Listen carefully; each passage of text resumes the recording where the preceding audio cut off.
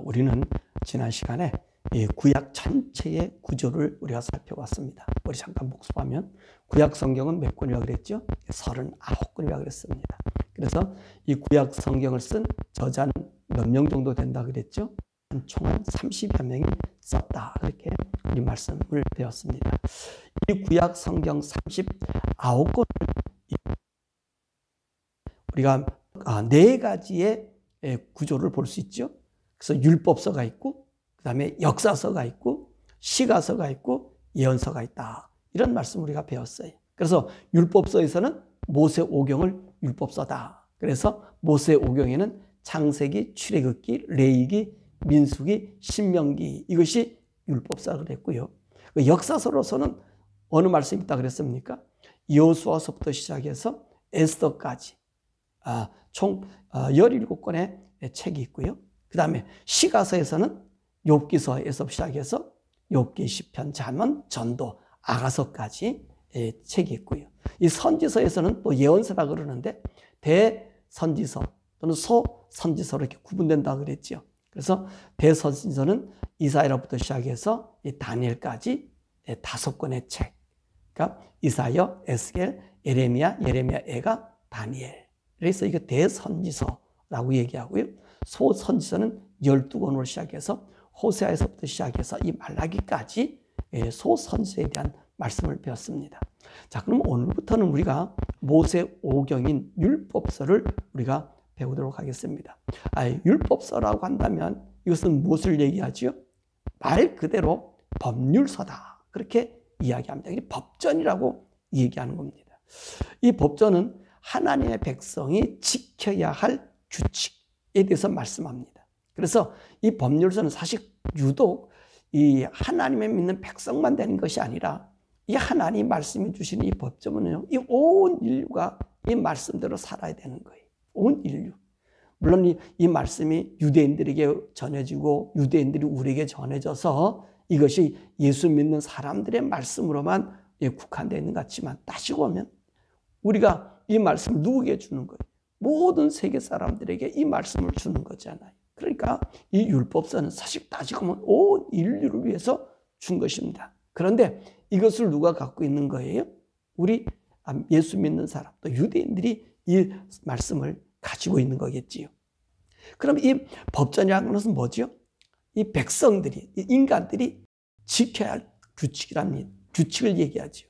하나님에 대한 규칙, 인간에 대한 규칙, 물질에 대한 이 규칙을 법으로 정해서 우리들에게 주어진 것이 이 율법, 법입니다. 이 법이라고 하는 것은 왜 생겨졌죠? 죽이기 위해서 이 법을 만든 것이 아니라 사실 이 법은요, 살리기 위한 법이라는 것입니다. 이 법이 없다라고 하면은 모두가 살아있는 거예요. 모두가 죽을 수가 없어요. 법이 있다고 하는 것은 따지고 보면 그 법을 이행하지 아니하는 다른 무리들, 다시 말하면 우리가 얘기한다면 죄가 그 속에 있음을 이야기하고 있는 거지요. 그러니까 죄가 사람을 죽이지 못하게 살려주기 위해서 이 법이 있다라고 생각하면 된다는 말씀입니다. 그래서 하나님께서 이 법을 만들어 놓으신 이유가 뭐죠? 이 규정을 정해놓고 따르는 자와 따르지 않는 자를 이 구분해 놓은 바로 그 이야기입니다. 그래서 따르는 자와 따르지 않는 자에게 그들에게 맞는 보상이 주어지는 것을 이야기하지요. 그래서 하나님 말씀 지킨다, 따른다 하는 자에게는 하나님의 은혜 복을 주시고, 만약에 하나님 말씀을 따르지 아니하고 떠나는 이 불순종하는 자에게는 징계와 저주가 내려지는 것을 우리에게 보여줍니다. 그래서 사실 따지고 보면 사람들에게 이 법을 보면 모든 사람들로 하여금 법 안에서 살 때는 불편을 주기 위해서가 아니라 이 법을 통해서 질서가 유지가 되고 서로 유익이 되게 하기 위해서 정해놓은 것이 법이라는 말씀입니다. 그러니까 법은 사실 우리 인간들을 위해서 존재하는 거죠. 인간의 질서를 위해서 존재하는 거예요. 근데 이 질서의 법이요, 사실 하나님 말씀의 법을 따르면 질서가 세워지는데 우리 인간이 만드는 법은요, 자기 편에서 만들어요. 악한 자는 악한 자 편에서 법을 만들어요. 그죠? 사람 자기 유리한 쪽으로 법을 만들어요. 그래서 이 법에 대한 이야기를 우리가 배울 때도 그랬잖아요. 1년에 만드는 법이 이 온 지구상에서 만드는 법이요. 아마 수억 가지가 될 거예요. 수억 가지. 매년 수억 가지 법을 만들어요. 근데 보세요. 그 많은 법이 있는데 사람들이 살기가 좋아지나요? 범죄가 없어지나요? 범죄가 더 생겨요. 이상하지? 왜 그럴까요? 자기 형편에 맞는 법을 만들기 때문에 그래요. 우리 미국에서도 보잖아요. 바이든 있을 때 법하고 트럼프 있을 때 법하고 다르잖아요. 또 다른 대통령은 또 다른 법이 또 나올 거예요. 이런 것이 오늘 전 세계 한 200 몇 개 나라, 이 나라들이 그렇게 법을 만든다 생각해 보세요. 이 법이 막 움직여지고 있음을 우리가 보게 되지요. 그래서 이 법이라고 하는 것은 질서를 유지하고 모두에게 유익을 주기 위해서 법을 만드는 것이 법이에요. 하나님 오늘도 정한 율법은 그래요. 근데 인간이 만드는 법은 유익이 아니라 자기의 유익을 위해서 만드는 것을 보게 되는 것입니다. 자, 그러면 이 모세 오경, 이 율법서는 몇 권의 책으로 되어 있다 그랬습니까? 창세기, 출애굽기, 레위기, 민수기, 신명기 이렇게 5권의 책이 있다 그랬습니다. 그럼 그 책의 각 특징이 어떤 특징이 있을까? 창세기는요, 하나님께서 이 천지를 창조하시고 아브라함을 선택하여 그 족속이 어떻게 번성하고 이들이 애굽으로 가게 되는지 하나님의 이 인간의 그 주관하시는 그 말씀을 우리에게 얘기해 줬고요. 출애굽기는요, 그 이스라엘 백성, 하나님의 백성이 출애굽에서 해방되어 하나님의 성막을 짓게 하고 하나님과의 관계를 설정하고 율법을 받는 그런 모습이 이제 출애굽기에 나오고요. 레위기는 그 하나님 주신 법이 어떤 법이냐. 그래서 그 법의 내용 조목조목을 우리 인간에게 알려주어서 인간이 서로 해가 되지 않고 불이익당하지 않게 설명해 준 것이 바로 레위기입니다. 그래서 이 레위기를 통해서 모든 세대가 하나님과 이웃과 물질의 관계를 잘 나타내 주므로 질서가 유지가 되고 억울함이 없고 모두가 서로를 평등하게 살 수 있는 그것이 바로 레위기의 말씀인 것입니다. 그리고 이 민수기의 말씀은 오늘 이스라엘 백성들이 이 말씀을 받아가지고 이제 광야에 나가 살잖아요. 몇 년 동안 사는 거예요? 따지고 보면 한 40년 동안, 한 39년, 40년 동안 이 말씀을 따라 그들이 살아가는 삶의 훈련을 하고 있는 것이 바로 이 민수기고요. 이 신명기는요, 오늘 모세의 고별 설교로 이스라엘 백성들에게 하나님 말씀의 법을 주고 이들이 가야 될 가나안 땅에 대한 이 모든 것을 이제 알려주면서 설명해 주면서 우리가 어떻게 하나님을 섬기며 살아야 되는가, 그걸 말씀을 해주는 것이 바로 신명기의 말씀인 것입니다. 그래서 우리는 이 율법서의 말씀을 배우는데 오늘 첫째로 창세기의 말씀을 배울 거예요. 그럼 창세기 오늘 1장을 읽었으니까 1장부터 해석해서 나가는 것이 아니고 이 창세기의 개론적인 내용의 이야기를 할 겁니다. 창세기는 이렇게 구성되어 있고 이런 내용이 있다. 이 정도로의 말씀으로 끝나고요. 그 다음에 출애굽기도 그렇게 하고요. 그래서 각 권의 책에 대한 내용의 분석과 그리고 거기에서 좀 어렵게 느껴졌던 단어들, 이 단어들에 대한 해석을 여러분들에게 해드릴 거예요. 그래서 여러분들 성경을 읽을 때에 여러분들 도움이 되고 또 이 하나님 말씀에 창세기 누구나 배웠을 때 이런 내용이 이렇게 안에 있었구나, 이런 내용의 의미는 이런 것이구나 라고 하는 것을 우리가 볼 수 있습니다. 참고로 이 창세기 설교는 우리가 인터넷에서 올라가 있습니다. 그러니까 여러분들이 인터넷에 올라가서 창세기 1장 설교를 들으시면 그 창세기 1장에 대한 설교 내용이 쭉 나와 있어요. 사실 제가 설교한 이 설교 내용은 대부분이 성경 해석이에요. 그러니까 성경을 해석해서 여러분들에게 그 안의 내용을 알려주는 거기 때문에 거기서 하나님 말씀의 뜻과 의미가 거기에 나타나게 될 거예요. 그래서 여러분들이 제가 설교한 설교는 다른 내용이 없이 그 본문 중심으로 그 안에 있는 내용을 설명해 주는 거기 때문에 여러분 이거는 제가 여러분들에게 연구해서 주기보다는 하나님께서 제게 주신 말씀을 옮겨주는 식으로의 설교를 한 거기 때문에 거기에는 일반 신학이 좀 이해하지 못하는 부분도 없지 않아 있을 거예요. 왜냐하면 그들 안까지 그거에 접근하지 못한 사람은 그 부분에 대한 이해가 좀 없을 거고요.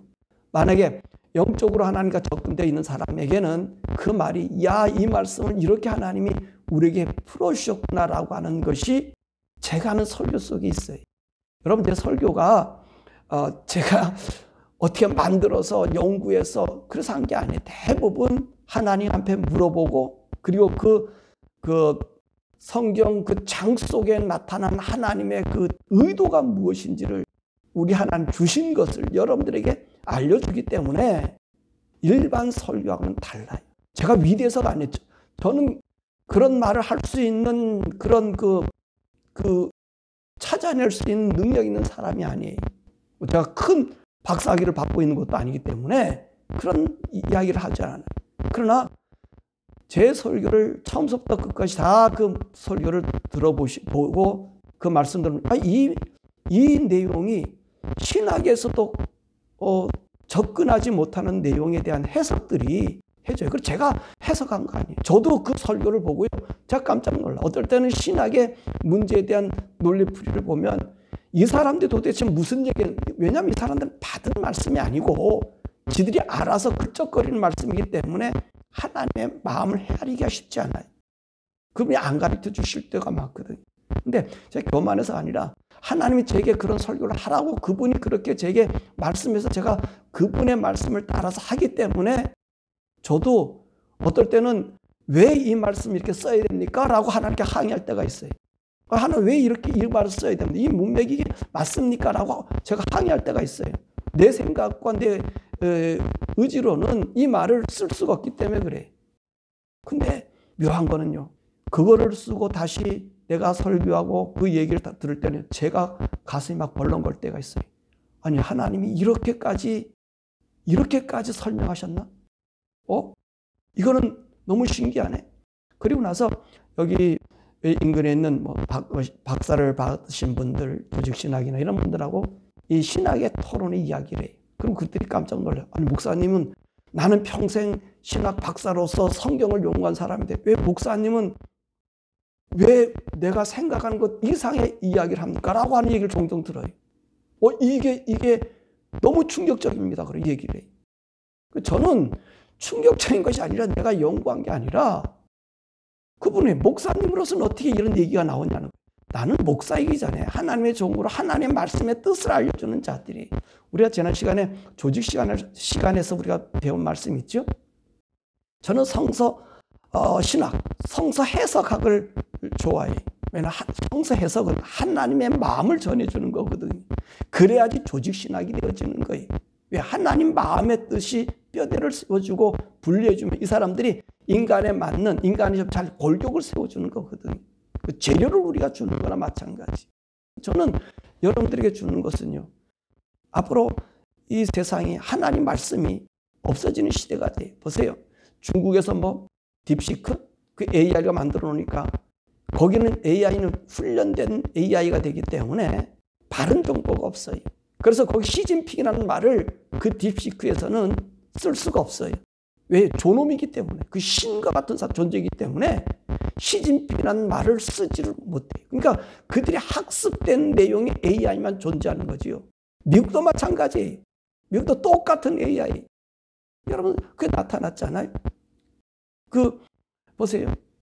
구글이라든지 AI 만든 오픈 AI든지 바이든하고 해리스를 둘이 다 놓고 평가해달라고 얘기하면요, 해리스는 너무너무 좋은 얘기가 쭉쭉 나오는데 트럼프는 노코멘트라고 얘기해요. 그는 무슨 대통령으로 노코멘트. 왜 그런지 아세요? 학습된 대로 AI가 나타나요. 지금 우리가 모두가 지금 많은 사람들이 AI를 가지고 설교도 챗GPT나 오픈 AI 이런 거잖아요. 그런 것 가지고 사람들이 설교 구상하고 또 어떤 뼈대도 결곡도 만들고 많이 쓰고 있어요. 나중에 보면 거기에 습성되면 그들이 주는 말을 받게 돼요. 그러면 제가 이게 기계적 영감을 받게 된다는 거예요. 기계적. 우리 하나님으로 받은 영감이 아니라 기계적인 영감을 받아요. AI가 만드는 영감을 받게 된단 말이에요. 그러면 그 AI는 누가 조종해요? 사람이 조종해요. 그러니까 사람이 조종하는 것에 하나님이 평가되고 품평되고 하나님의 의지가 나타나는 거지요. 이건 너무나 문제가 있어요. 그래서 우리는 가족교회요, 가정교회요, 그 성도들이 하나님 말씀을 지켜나가야 되기 때문에 이 세포와 같은 조직이 우리들이거든요. 하나님 제게 주셔서 가족교회에 대한 얘기를 하며 오늘 이 성경 공부 이걸 시작하는 거예요. 이 말씀을 여러분들 가르쳐 드리는 거고 알려드리는 거예요. 그래서 여러분 제 설교를 정말 나와 있는 설교를 여러분 다 찾아서 한번 들어보세요. 그 본문에서 나온 얘기 아니고 이런 얘기냐. 거기 신학하시는 목사님들이 좀 들으셨으면 좋겠어요. 보셨으면 안 보시죠 대부분. 그죠? 보면은 저도 놀랄 때가 많고요. 저도 어떨 때는 막 몸이 떨릴 때가 있어요. 분명히 내가 있는데 내가 왜 떨어야 됩니까? 은혜 받고 좋아야 되는데 그만큼 그 안에는요 무서운 얘기도 있어요. 그리고 그것은 하나님의 마음이기 때문에 그렇거든요. 그러니까 여러분들이 제 설교가 있는 설교를 정말 찾아서 한번 중간에서 끊지 마시고 다 들어보셔야 돼요. 왜냐하면 나열 방법이 해석해서 나가는 방법이고 그 방법을 준 것을 이야기하기 때문에 여러분들이 그 설교를 찾아서 들으셔야 돼요. 그래야지 이 신학 하나님으로부터 온 AI가 아니라 하나님으로부터 온 그 영감을 서로 나눌 수가 있어요. 그리고 그런 말씀을 훈련되어야지 기계적인 우리가 컴퓨터적인 그게 아니라 아날로그식으로 하나님과 접근해야 되고 이 구원은 하나님과 우리의 만남의 접근 속에 있어야 되는 거거든요. 기계적 영감은요. 이 AI나 이런 컴퓨터나 이런 것에서 온 영감은 여러분 하나님을 만날 수 있는 게 아니에요. 그것을 통해서 하나님 만날 수 있지 않겠느냐. 그럴 수도 있겠어요. 근데 이것이 나중에 학습되면 이것이 보편화되면 이것이 진짜인 양 우리를 치료한단 말이에요. 요한계시록에 나타난 짐승에게 영을 주고 말하고 거짓 영에 속는 거나 마찬가지거든요. 이게 너무나 무서운 시대예요. 그렇기 때문에 여러분들은 아날로그로 하나님과 직접 교통하는 왜 하나님은 우리에게 직접 주려고 성령을 우리 안에 주셨기 때문에 그러는 거예요. 그것을 이 성경 해석이나 이 부분을 저를 통해서 또 저와 같은 사람들 하나 세우셨겠죠. 세계 각국에 어느 설교를 들어보면 그런 분들이 있어요. 종종 나와요. 그런 분들 설교를 저도 한번 방송에서 오면 이상하게 끌려서 들어보면 저와 비슷한 생각의 이야기를 하고 계신 분들이 있어요.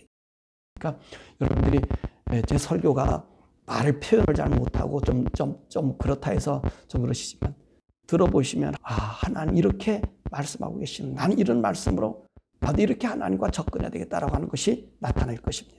자, 그러면 우리 창세기라고 하는 책에 대해서 오늘 창세기를 다 못하고 한 2번 나눠서 지금 해야 될 것 같은데 잠깐 이 얘기를 이 창세기가 너무 중요하니까 창세기에 대한 말씀으로 시작하겠습니다.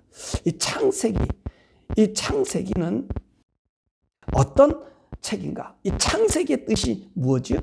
이 유대인들의 히브리 성경의 첫 글자를 따서 이 창세기라고 이제 불러요. 그 유대인의 그 성경의 첫 글자 이 창세기에서 제일 먼저 나오는 말이 뭐냐면 브레시트라고 하는 말이에요. 브레시트. 이 브레시트라는 말은 태초에라고 하는 말씀. 우리 창세기 1장 1절에 보니까 태초에라고 하는 말이 나오죠. 그래서 그 브레시트라고 하는 말이 바로 이 창세기, 이 성경책의 이름이 지어지게 된 것입니다. 그리고 이 창세기를 제네시스라고 그러죠. 이 제네시스는 어디서 나온 거냐면 70인역, 이 셉투아젠이라고 그러는데 이 70인역에서 헬라어를 가지고 게네시스라고 하는 말을 썼습니다. 이 제네시스라는 말은 영어도 그대로 기원이고 근원이라는 단어를 이야기하고 있습니다. 그러니까 창세기라는 말씀은 이 책은 근원의 책이다. 근본의 책이다. 라는 말씀인 것입니다. 그래서 이 창세기는 어떤 책이냐? 기원의 책이고요. 이 기원의 책이기 때문에 우리 인간들에게 모든 기원의 근본을 우리들에게 알려주는 책이 이 창세기에 있어요. 그래서 이 창세기에서는 우리의 근원이 뭐냐? 그래서 하나님의 존재를 보여준 책이 바로 창세기. 제일 먼저 나오는 태초, 그 시초에 누가 하나님이 계셨다라는 말씀하고 있죠. 그래서 이 창세기는요, 하나님의 존재를 보여준 책, 이 세상에 신의 존재를 보여준 책이 없어요. 근데 신의 존재를 보여준 책이, 하나님의 존재를 보여준 책이 인간이 만든 존재가 아니라 하나님이 만든 신의 존재를 알려준 책이 바로 창세기인 것이. 그리고 이 하나님의 존재가 있으니까 그 다음에 어떤 일이 생겨져요? 이 땅의 기원, 이 온 우주의 기원, 그 인류의 기원, 그리고 이 인류 속에 작용하는 정신적인 그 정신의 세계, 거기서 나타난 죄의 기원, 죄로 말미암아 죽은 인생들을 구원하는 구원의 기원, 그리고 그 구원 속에 메시아의 기원이 그 안에 있고요. 그 다음에 온 인류가 어떻게 퍼졌는지 그 민족의 기원이 있고요. 그리고 흥망성쇠의 기원이 이 창세기에 나타나는 거예요. 그러므로 이 창세기는요, 하나님에 의해서 창조된 이 인간의 세계의 모습을 우리에게 보여주는 거지요. 그러므로 이 창세기는요, 너무 중요한 거예요. 하나님을, 온 우주를 만드신 창조주 하나님을 선포하는 책이고요. 온 우주는 하나님의 것인 하나님의 주인임을 선포하는 책이고요. 이 창세기는요, 그 인류의 처음부터 계속해서 기록해 나가는 산 기록의 물인 거예요. 그래서 성경은, 하나님 말씀은 이 창세기로 시작해서 어디까지 가는 거죠? 요한계시록까지. 마지막 영원 세계에서 내려오신 하나님이 영원 세계로 우리 끌고 올라가는 그 말을 성경에서 해줘요. 그 첫 기원의 책이 창세기라는 것입니다. 그러므로 이 창세기는요, 모든 것의 근원을 나타내고 있는 것이죠. 그래서 온 우주의 탄생과 함께 생명체의 시작을 알려줄 뿐 아니라 그 생명체 모든 것을 주관하시는 누구시다? 하나님. 그리고 그 모든 것을 계시신 분이 누구시다? 하나님. 그 하나님 우리에게 어떻게 나타나신다? 말씀으로. 말씀으로 나타나신 분이 어떻게 오신다? 우리 인간을 구원하기 위해 메시아로 오시고 여인의 후손으로 오시고, 그 오신 후손은 그분이 곧 누구다? 하나님의 영. 하나님의 영. 그 계시의 말씀을 우리에게 알려주는 책이 바로 이 창세기입니다. 그렇다면 참 하나님은 누구신가? 라고 하는 것을 우리 한번 접근해 보죠. 하나님 누구신가? 창세기 1장 1절의 말씀 보니까 태초에 하나님이 천지를 창조하신다, 이렇게 하셨다 이렇게 있습니다. 거기에 하나님이란 말은 엘로힘이란 말을 쓰고 있어요. 엘로힘. 이 엘로힘은요, 남성 명사예요. 그런데 이 단어는요, 엘로아흐라고 하는 이 하나님의 복수형이에요. 그러니까 이 엘로힘이라고 하는 말은, 하나님이라는 말이 무슨 말이 복수형이에요. 그러니까 하나님들, 신들, 이런 의미가 엘로힘이에요. 그러니까 태초에 신들이 천지를 창조하시는, 이렇게 얘기할 수 있어요. 그런데 이 남성 복수형 명사라 했는데, 이 명사는 하나 속에 여러 개체가 있다라고 하는 것을 말하는 것입니다. 그러니까 하나님은 한 분이라고 하는데 그 한 분 속에 다른 분도 함께 그 속에 있다라고 하는 명사가 바로 엘로힘의 그 단어란 말씀입니다. 그러니까 이 하나님은요, 어떤 분이시다? 그 안에 또 다른 하나님이 계시는 분이다 라고 하는 말씀입니다. 근데 이 말씀을 보면 하나님이 창조 사역을 하실 때 온 우주 만물을 하나님 창조하시잖아요. 이 인간을 지으실 때에 그분이 얘기하시잖아요. 26절에 하나님 말씀하시기를 봐요. 우리가 우리의 형상대로 사람을 만들자 하시고 라고 얘기했어요. 하나님 뭐라고 했어요? 우리가 하나님 한 분이라고, 우리 한 분 하나님이라고 얘기했잖아요. 하나님 한 분이시다. 그래서 우리가 유일하신 하나님이라고 얘기하는데 거기는 우리라고 하는 말을 썼어요. 그 엘로힘이라는 말을 썼어요. 그 엘로힘 뭐라 그랬어요? 한 하나님인데 다른 하나님이 그 속에 있다라고 말하는 것입니다. 다른 하나님 그 속에 계시. 이것이 곧 우리 기독교에서는, 우리 조직신앙에서는 뭐로 얘기했어요? 삼위일체 하나님이다. 삼위의 한 몸으로 되신 분이다. 세 분이 있는데 한 몸이 되신 분이다 라고 하는 말이 삼위일체라고 하는 말입니다. 그래서 그 하나님 우리는 어떻게 구분했죠? 성부 하나님, 성자 하나님, 성령 하나님의 모습이 바로 엘로힘, 그 하나님의 일치된 모습이라는 말씀입니다. 자, 이 이야기에 대해서 사람들이 아이러니한 문제다, 힘든 문제다, 야 참 어렵다, 왜 하나님께서 이 성경을 쓸 때 왜 엘로힘이라는 말을 썼을까? 어떻게 한 분의 하나님의 세 다른 하나님 속에 있을까? 그렇게 의문했었습니다. 근데 이 문제를 해설해 주신 분이 누구셔요? 우리 예수님이 직접 얘기해 주셨어요. 그래서 예수님 뭐라 말씀하세요? 나와 하나님은 하나이시다. 그렇게 얘기했어요. 그잖아. 예수님이 인간이신데 하나님은 하늘 보좌에 계시는데 이분이 서로 하나래요. 아버지 안에 내가 있고 내가 아버지 안에 있다. 이분이 하나님이시잖아요. 두 분의 하나님이시죠. 근데 예수님은요, 또 다른 하나님을 얘기해요. 누구요? 성령님인데 얘기하잖아요. 성령님은 뭐라 그래요? 아버지의 영이라 그러잖아요. 성령을 누구 뭐라 그래요? 그리스도의 영이라 그러잖아요. 또 성령을 누구라 그러죠? 아들의 영이라 그러잖아요. 이 성령은 아버지 안에도 있고 성령님 자체도 있고 예수님 안에도 있네. 이게 뭐지요? 한 분의 하나님 속에 성령님이 함께 계시구나라고 하는 것을. 그러니까 오늘 예수님도 성령님이시고 성령님도 예수님이시고 예수님도 하나님이시고 성령님도 하나님도 성령님이시고 이 삼의 위가 함께 있음을 우리에게 얘기해 주는 거예요. 그래서요, 우리가 하나님을 표현할 때 사실 사람의 인격처럼 표현하면 안 됩니다. 무슨 말씀이에요? 이 얘기를 제일 많이 하는 것이 뭐냐면 이 격을 사용해. 격은 위치, 자리란 얘기잖아요. 그 위치에 있다는 얘기인데 이 말을 우리가 쓰는 걸 조심해야 돼요.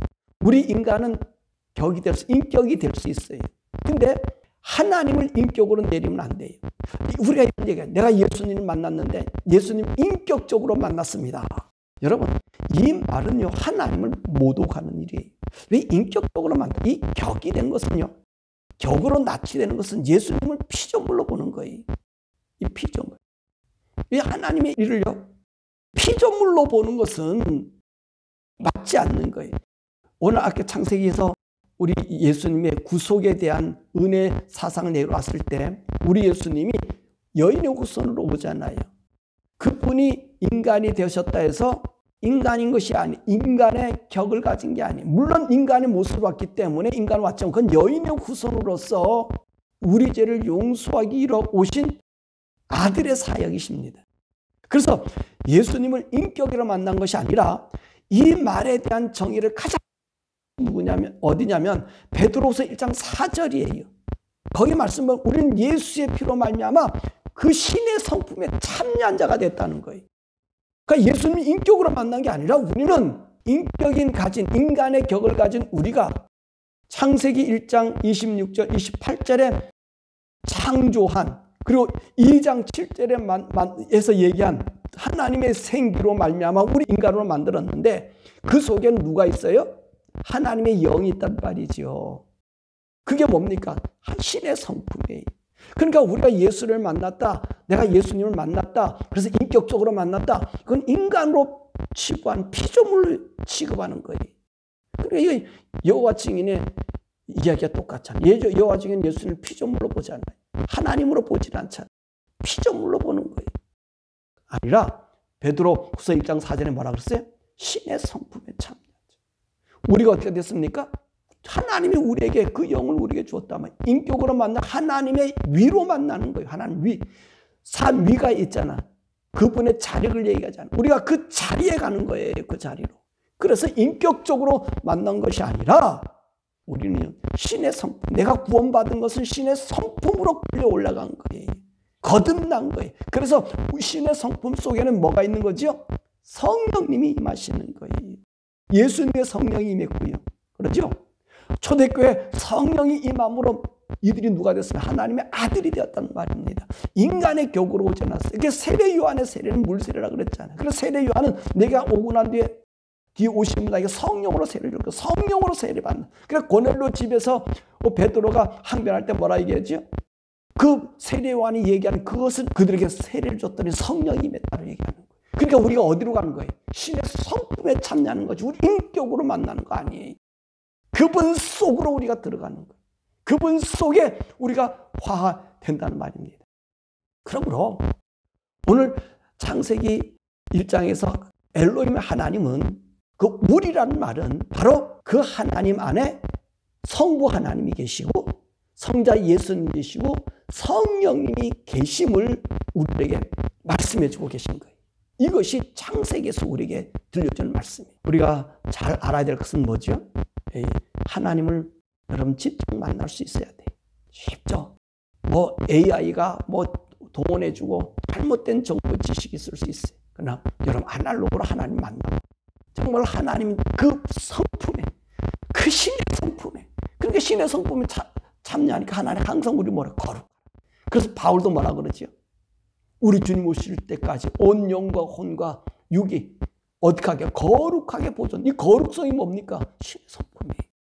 그 신의 성품 속에 있기를 원한다. 그렇게 말씀하고 계십니다. 그래서 우리 오늘 엘로힘의 하나님까지 얘기했는데, 이 엘로힘의 하나님은 성부, 성자, 성령님의 하나님. 우리 창조할 때 벌써 하나님 그때 개입하고 계셨고, 그 영이 우리에게 주셨어. 나눠주셔서 우리를 그래서 나중에 예수 믿으면 하나님의 아들이 속에 있으면 영접한 뭐가 된다 그랬어요? 하나님의 아들이라는 얘기를 쓰는 거예요. 그래서 아들이 되는 거예요. 이 놀라운 영광. 왜? 우리 신의 성품에 있기 때문에 그래요. 종의 성품이 아니에요. 천사의 그 품격이 아니에요. 우리는 하나님의 품격에 있음 알고 이 놀라운 영광에 은혜 주신 하나님 찬양하고 믿음으로 말씀으로 날마다 성령과 동행해서 성령님의 영이 여러분 지배하는 그 복된 여러분 되기를 주님의 이름으로 축원합니다.